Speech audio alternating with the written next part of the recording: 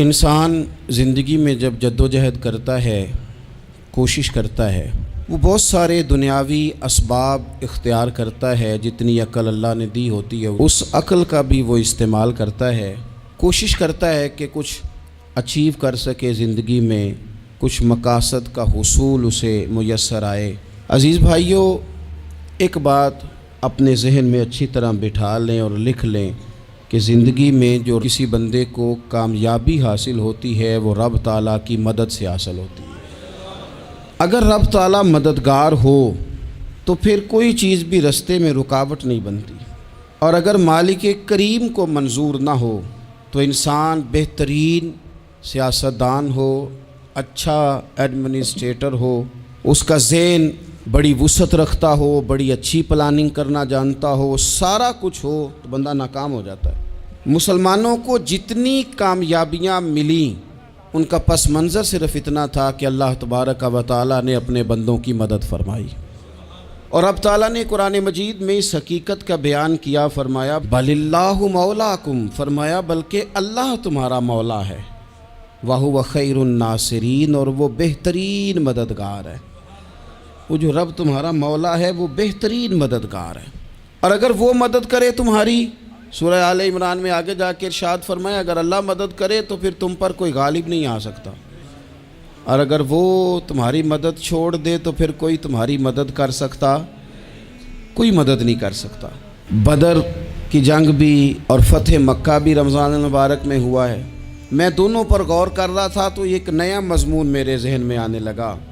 بدر کی جو جنگ ہے اس میں بھی ایک عجیب انقلاب آیا ہے کہ 313 نے 1000 سے مقابلہ کیا، اور جن 1000 سے مقابلہ کیا وہ اسلحے سے لیس تھے، اور یہ جو 313 ہیں ان کے پاس 6 زرہیں، 8 تلواریں، چند گھوڑے، لیکن اللہ نے کامیابی دی تو خود رب نے بیان کیا کس طرح دی، فرمایا وَلَقَدْ نَصَرَكُمُ اللَّهُ بِبَدْرٍ وَأَنْتُمْ أَذِلَّةٌ۔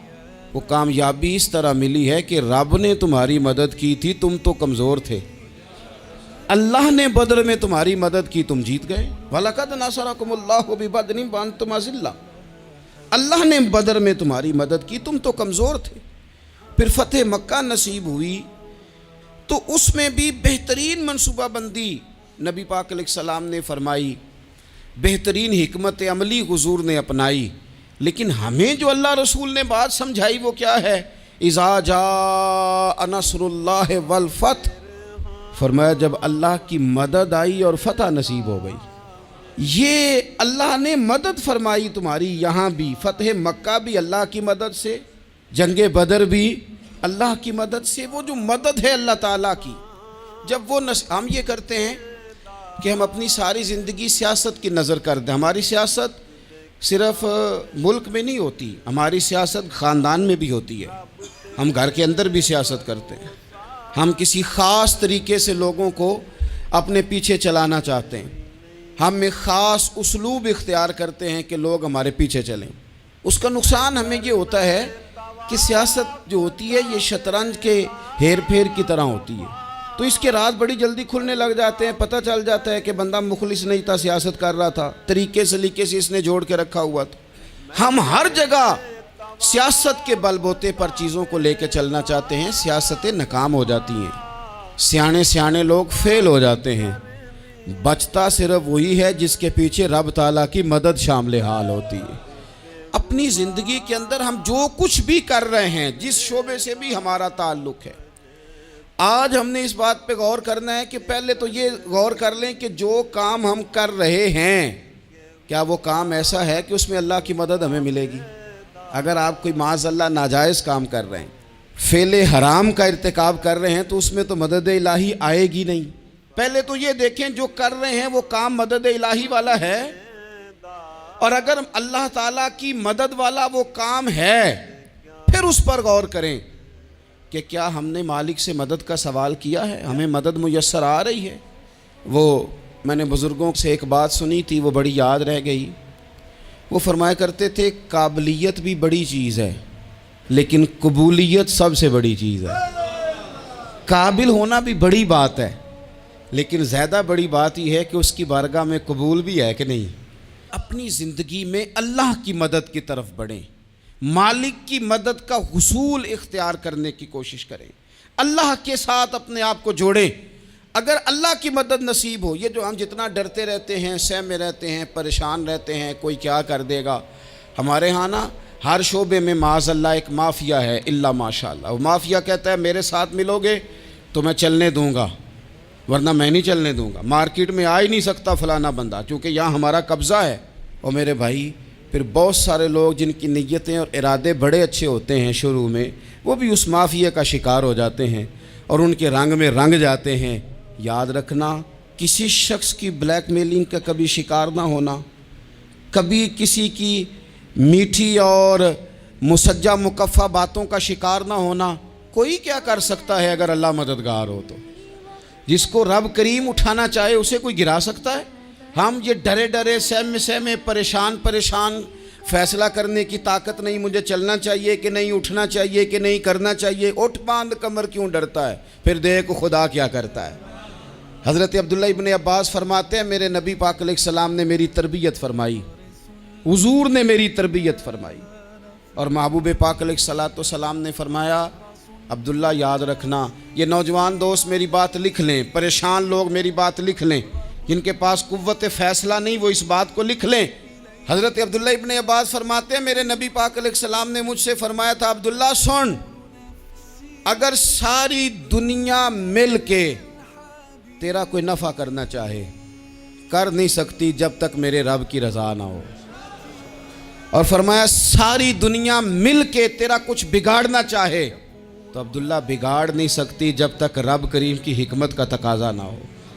لوگوں سے ڈرنا، لوگوں کی طرف دیکھنا، ماحول دیکھ کے اپنے راہ کا تعین کرنا، ہر بندے کے خیالات کے مطابق ڈھلنے کی کوشش کرنا، فلانا نہ ناراض ہو جائے، فلانا نہ ناراض ہو جائے، وہ جس نے ہونا ہو جائے، بس رب رسول ناراض نہ ہو۔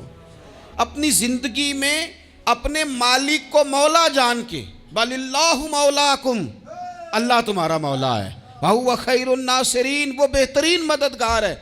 توجہ جب بھی کریں رب کی جانب کریں، اپنے دل کا قبلہ درست رکھیں، سوچوں کے زاویے سیدھے رکھیں۔ میرے بھائی مالک جب بندوبست کر دے نا، جب مالک بندوبست کر دے پھر ایسا بندوبست کرتا ہے کہ لوگوں کے پاس نا چارہ نہیں رہتا۔ حضرت مریم رضی اللہ تعالی عنہا پاک باز تھیں، مسجد میں رہی تھیں، پر مالک کی حکمت کے تقاضے بڑے عجیب ہیں نا۔ پھر جناب مریم کو اللہ تعالیٰ نے بغیر شوہر کے اولاد عطا کر دی۔ یہ بات ہی ایسی تھی، وہ کسی نے کہا تھا کہ مخلوق تو فنکار ہے اس درجہ کے پل بھر میں سنگے در کعبہ سے بھی اصنام تراشے، تم کون ہو کیا چیز ہے داغ کبابی، لوگوں نے تو مریم پہ بھی الزام تراشے۔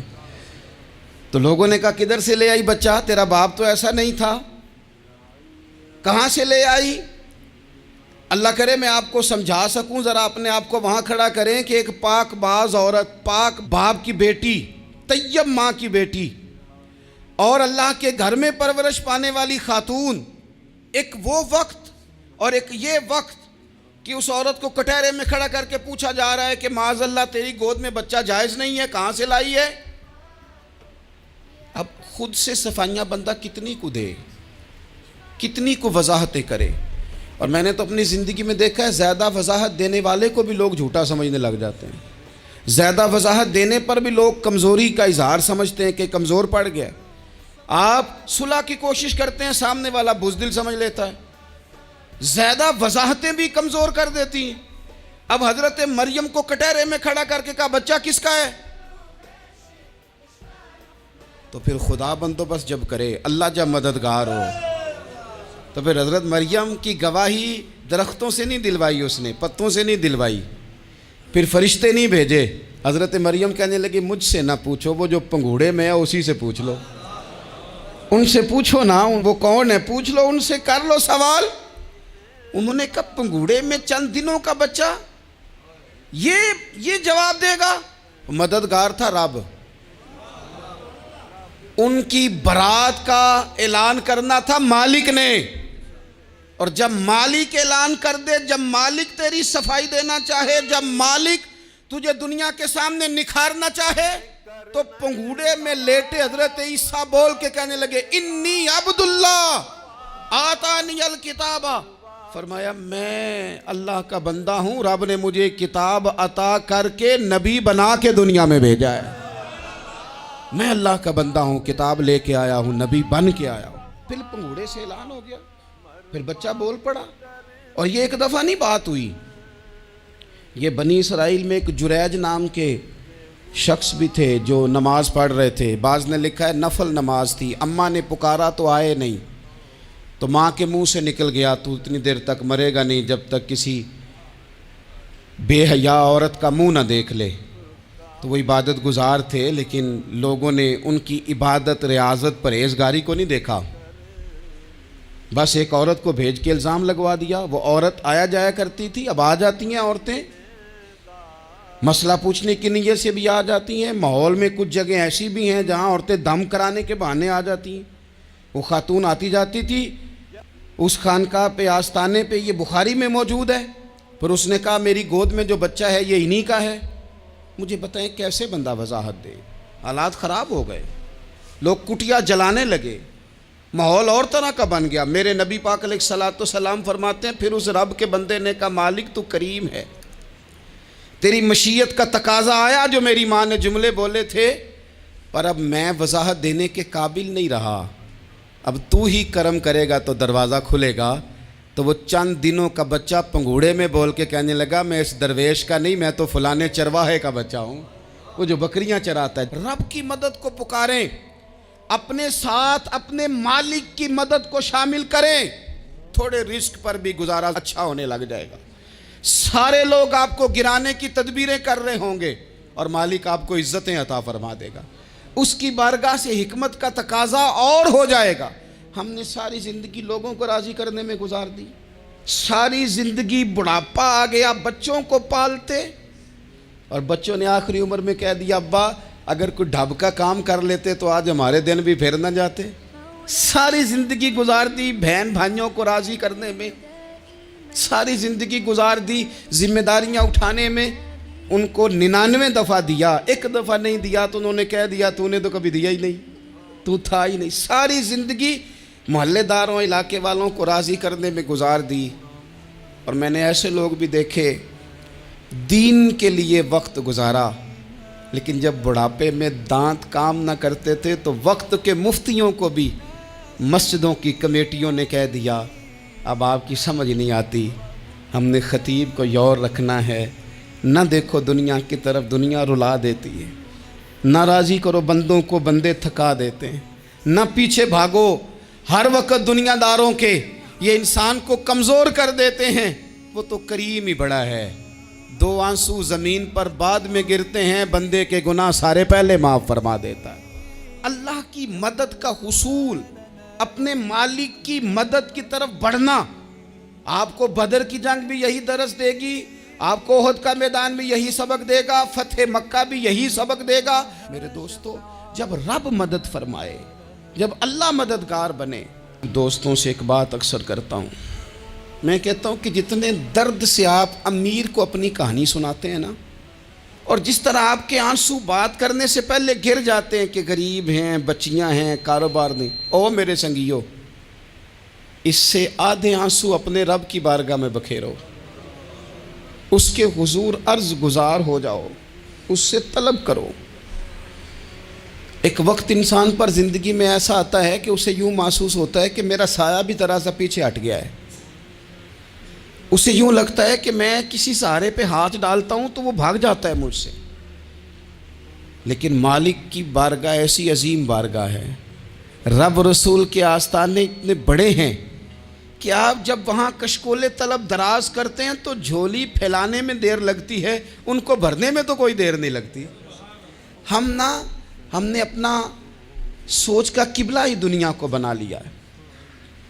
یہ جو اللہ والوں کی مدد ہے یہ تو ہے نہیں، اللہ ہی کی مدد ہے، لیکن یہ جو سیٹھوں کی طرف توجہ کرنا، نوابوں کی طرف توجہ کرنا، دنیا داروں کی طرف توجہ کرنا، اور اپنا مزاج اس طرح کا بنا لینا، یارو گردن کو جھکا دیتا ہے خیرات کا پتھر، جہاں میں مانگنے والوں کے سر کبھی اونچے نہیں ہوتے۔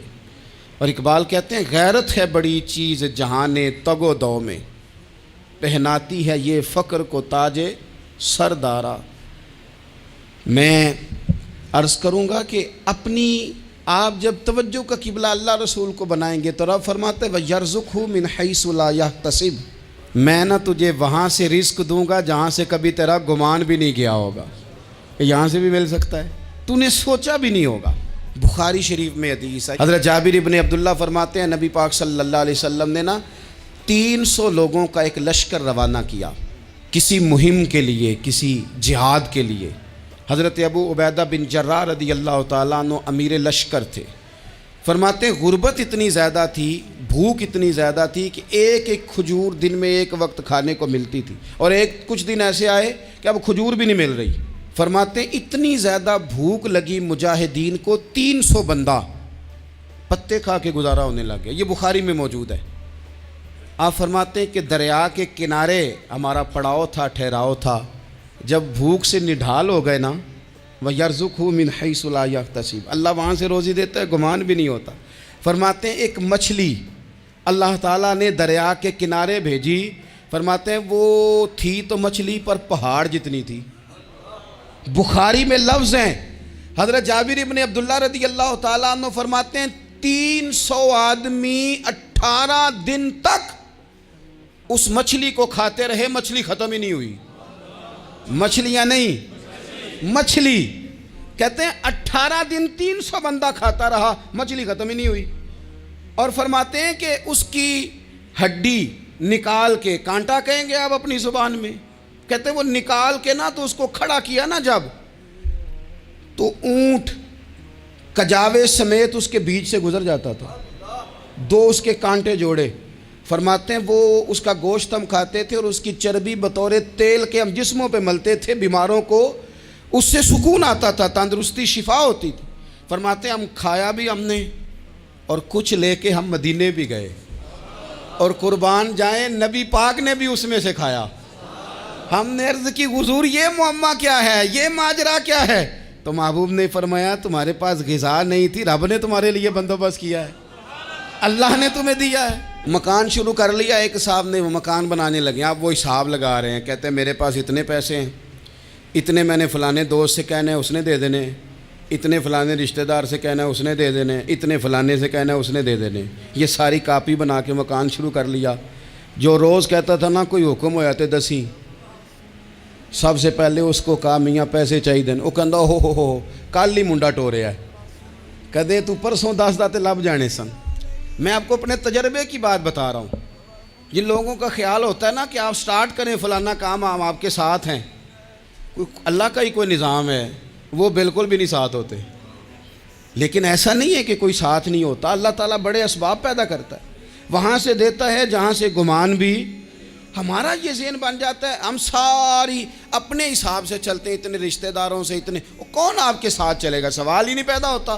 یہ سارے کام چھوڑ کے سب سے پہلے 2 رکعتیں پڑھو، اپنے رب کی بارگاہ میں، رسول کائنات کی بارگاہ میں گزارشات اور استغاثے پیش کرو، وہاں سے خیر طلب کرو۔ دنیا دار کیا دیں گے، کیا دے سکتے ہیں، کیا حیثیت ہوتی ہے کسی؟ اللہ کہتا ہے وہاں سے دوں گا۔ تو جو اللہ مال دے وہ لینا چاہیے کہ رشتہ داروں کا مال دیکھنا چاہیے؟ جو اللہ دے وہ لینا چاہیے کہ سیٹھوں نوابوں کی جیبیں دیکھنی چاہیے؟ جو اللہ دے وہ قبول کرنا چاہیے یا دیکھنا چاہیے کون سا آدمی کہاں پہنچ گیا؟ چھوڑو، اپنی مٹی پہ چلنے کا سلیقہ سیکھو۔ کسی کے سنگ مرمر پہ چلو گے تو پھسل جاؤ گے، پھسل جا۔ اس پر ایک اور بات عرض کر دوں، صحیح بخاری سے، مسلم سے ایک اور بات۔ کچھ چیزیں ایسی ہیں جن سے اللہ کی مدد آتی ہے، مدد ملتی ہے۔ ایک چیز ان میں سے ایسی ہے جس سے بہت مدد نازل ہوتی ہے، وہ ہے کہ جب رب آپ کو دے نا تو پھر آپ بھی اس کے رستے میں دیں، پھر مدد آتی ہے، پھر اور آتا ہے۔ بخاری مسلم میں حدیث ہے، یہ زیادہ ہی توجہ طلب امر ہے، اس پر آپ غور کریں گے۔ حضرت ابو ہریرہ فرماتے ہیں کہ نبی پاک علیہ السلام نے فرمایا ایک شخص نے بادلوں کے اندر سے آواز سنی کہ فلاں آدمی کا کھیت اور باغ خشک ہو گیا ہے، وہاں برسو اور اس کے کھیت کو سیراب کرو۔ وہ بڑا حیران ہوا کہ بادل سے آواز آ رہی۔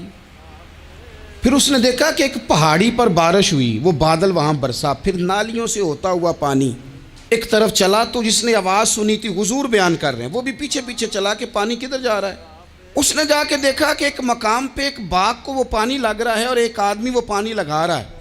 اس نے اس سے پوچھا تیرا نام کیا ہے؟ اس نے کہا کیوں؟ کہنے لگا بتا نا۔ اس نے نام بتایا تو کہنے لگا یہی تو وہ نام ہے جو میں نے بادلوں کے اندر سے سنا ہے کہ فلاں کے کھیت کو پانی دے دو۔ اس نے کہا یار تو کیا عمل کرتا ہے کہ اسپیشل تیرے لیے بارش برسے؟ یہ بخاری پڑھ رہا ہوں، سیاستہ سے حدیث عرض کر رہا ہوں۔ اس سے پوچھا تو کیا کام کرتا ہے کہ جناب اللہ تبارک و تعالیٰ کا حکم کرم آیا کہ خاص تیرے لیے پانی برسے اور تیرے کھیت کو سیراب کرے؟ تو اس نے کہا چھوٹا ذمہ دار ہوں، پر جب فصل اگتی ہے تو 3 حصے کرتا ہوں۔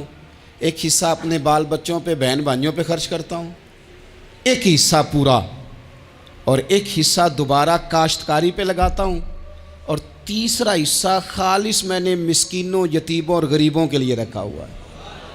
وہ جو تیسرا حصہ اللہ کرے آپ سمجھے، وہ رب کے بندوں پہ تیسرا حصہ خرچ کرتا ہے نا، تو کریم مالک نے فرمایا جہاں سے غریب کا حصہ جاتا ہے وہ کھیت خشک نہیں رہنا چاہیے، وہ جہاں سے مسکین روٹی کھاتے ہیں وہ خشک نہ رہے، جہاں سے یتیموں کو کچھ آتا ہے کہیں اس کی فصل رہ نہ جائے۔ میں اور آپ بھی اگر اپنے مال میں مسکینوں، یتیموں، غریبوں کے حصے رکھ لیں گے تو فصلیں خشک نہیں رہیں گی، ان کے اندر تازگی آئے گی، نور آئے گا، کرم آئے گا، خاص کر خدا کی رحمت برسے گی۔ مدد اللہ سے چاہیں، اپنی توجہات کا مرکز رب رسول کی ذات کو بنائیں، پھر آپ محسوس کریں گے کہ بڑی جلدی اللہ تعالیٰ کی مدد آنے لگی ہے۔ کبھی آپ صرف کہہ دیں نا میرا رب میرے ساتھ ہے، اس لفظ میں اتنی طاقت ہے کہ دشمن ویسے زیر ہو جاتا ہے۔ زندگی میں کسی سے بھی لڑائی ہو اچھی طرح سوچ لیں کہ اللہ اس طرف ہے یا اس طرف ہے۔ اگر آپ زیادتی پہ ہیں تو پھر رب مظلوم کی جانب ہے۔ اگر اللہ کی مدد آپ کے ساتھ ہے تو دنیا کی کوئی طاقت آپ کو گرا نہیں سکتی، اور اگر آپ مظلوم کے مقابلے میں ظالم بن کے آپ کھڑے ہو گئے ہیں اور آپ نے رویہ وہ اختیار کیا ہے کہ جس میں مدد نہیں آئے گی، تو پھر یاد رکھ لیں کہ آپ کوئی بھی ہیں، کہاں بھی ہیں، آپ کمزور ہیں۔ طاقتور تھے ابتدائے اسلام میں، ظاہری طاقت تھی کفار مکہ کے پاس، وہ ڈنڈوں سے مارتے تھے غریبوں کو، ان کے ہاتھوں میں ڈنڈے تھے، پر خدائی طاقت ان مظلوموں کے ساتھ تھی۔ صاحب زرقانی نے لکھا ہے حضرت زنیرہ رضی اللہ تعالیٰ عنہ ایک لونڈی ہیں، غریب ہیں، ماڑے دا کی کام محمد نس جانا یا رونا، غریب سادی بی بی اور لونڈی کنیزہ، ایک مشرک کی کنیزہ تھی، انہوں نے کلمہ پڑھ لیا، وہ ڈنڈوں سے مارتا، دروں سے مارتا، تکلیف دیتا۔ حضرت زنیرہ رضی اللہ تعالیٰ عنہ کو اتنا مارا، اتنا مارا۔ اب آپ ایک اور پہلو پر بھی غور کریں، مار بھی پڑ رہی ہے پر خدا ادھر ہی ہے، اللہ کی مدد ادھر ہی ہے۔